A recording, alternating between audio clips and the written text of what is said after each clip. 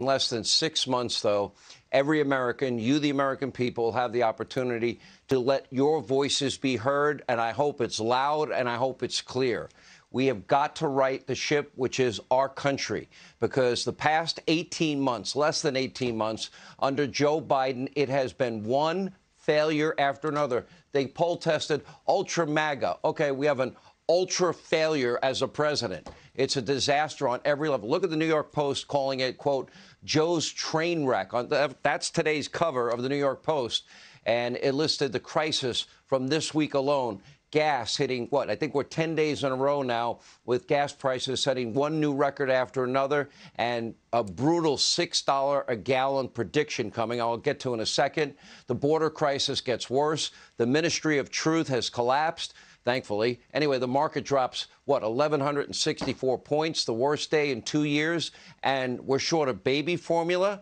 Oh, but don't worry, the Biden administration, they did publish a chart, and this is the advice to parents across the U.S. They're telling U.S. parents, contact your OB/GYN and see if you can get free samples of baby formula. Now, if you're unable to locate baby formula, that's Joe Biden's solution to the baby formula shortage crisis. Ask your doctor if they have any samples in their office. There are reports, Joe, that some of these children have been hospitalized because of the shortage. Donald Trump taught you what to do. It's called Operation Warp Speed. Warp speed the production of baby formula so that families don't have to have a shortage like they currently have. This is really scary. I even have more bad news, and it's even about to get worse. Look at this. J.P. Morgan, they are now predicting gas prices about to surpass $6 a gallon nationwide, not California, nationwide. Washington State is now preparing for $10 a gallon gasoline. And keep in mind, this does not just impact everyday travel. It impacts our supply chain, which is already struggling. It impacts deliveries and manufacturing of every item we buy in every store we go to. And guess what? You'll pay even more for everything. Now, if he wants to, Joe Biden can stop this predictable gas hike easily and lower prices and lower inflation and do it expeditiously. The oil and gas industry is a futures market. If traders believe the future supply of oil and gas, that Joe Biden artificially reduced the supply, if they believe, though, it will increase significantly, the price of crude oil will go down almost immediately. Biden could restart the Keystone XL pipeline project. Remember, the premier in Alberta said, oh, it would be finished by now if Joe didn't stop it, and we'd be importing 900,000 barrels of Canadian oil into this country every day. He could end his administration's ban on new drilling and exploration on federal lands. Joe can lift his restrictions on offshore exploration. He can lift his restrictions on fracking. But he's not going to do any of that, not now and not ever. He's more afraid of the religious climate alarmist cult that is his party. He cares more about them than we, the American people. Where are all the people supposedly outraged over Donald Trump's tweets? Don't you care if you pay, $1 million for a gallon of gasoline, or $6 or $7? Do you care that 66% of Americans now are living paycheck to paycheck? Do you care that this is really destroying the poor, the middle class, fixed income Americans? I guess so long as the socialist climate psychos in the Green New Deal wing of the Joe Biden party are happy and content, that's all that matters. And don't take my word for it. Listen to Biden's very own Secretary of the Interior. They're saying it, much to my chagrin. Do you believe that gas prices are too high? Senator, I completely understand the crunch that so many Americans are under right now. I think that Americans are still recovering from this terrible pandemic, and there are a lot of other world events that are making things difficult for all of us. So it sounds you're unwilling to say that gas prices are too high, because if you thought they're too high, I just wonder what your department has actually done specifically to lessen this terrible pain that Americans are suffering under these high gas prices. We're doing all we can, Senator. No, they're not. You can't even answer a simple question. Are gas prices too high? The answer is yes. The solution is go back to Donald Trump's energy independence policies and once again make America a net exporter of energy. How about that?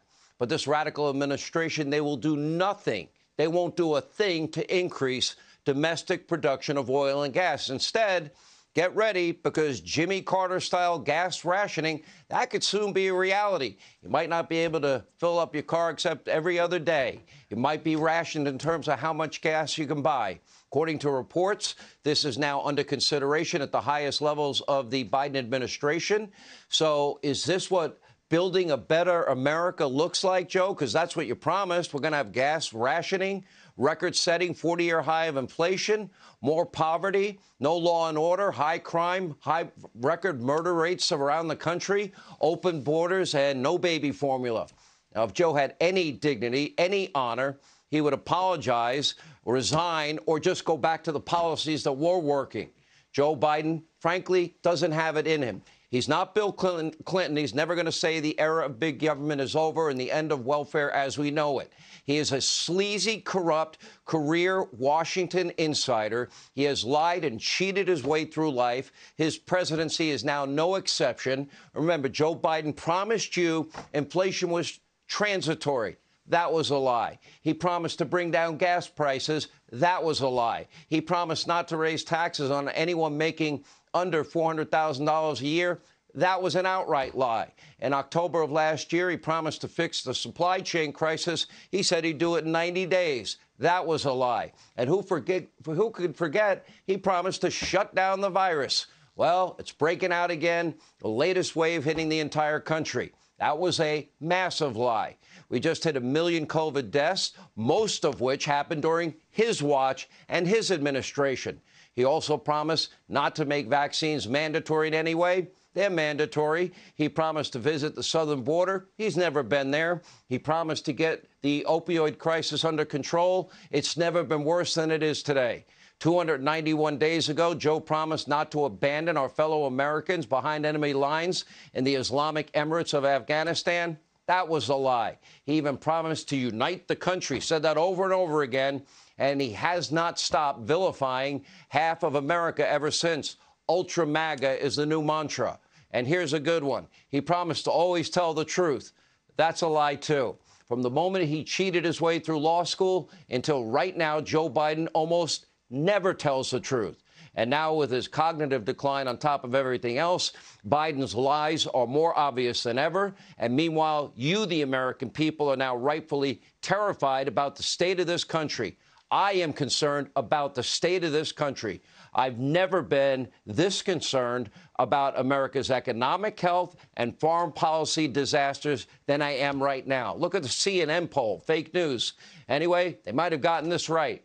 86% of Americans are concerned or scared about how things are going in the country. You should be scared.